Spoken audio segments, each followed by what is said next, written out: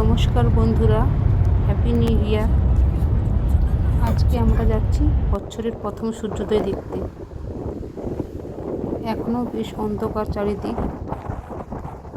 আমরা বেরিয়েছিলাম 6:30-তে, সূর্য ওঠার কথা ছিল 7:12-এ, কিন্তু এসে দেখলাম ওয়েদার ভীষণ খারাপ, সূর্য ওঠেনি।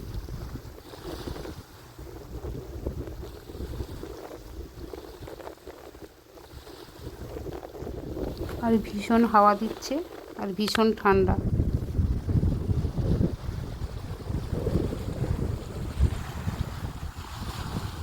তবে পরিবেশটা খুব সুন্দর, শান্ত স্নিগ্ধ, একদম সুন্দর পরিবেশ।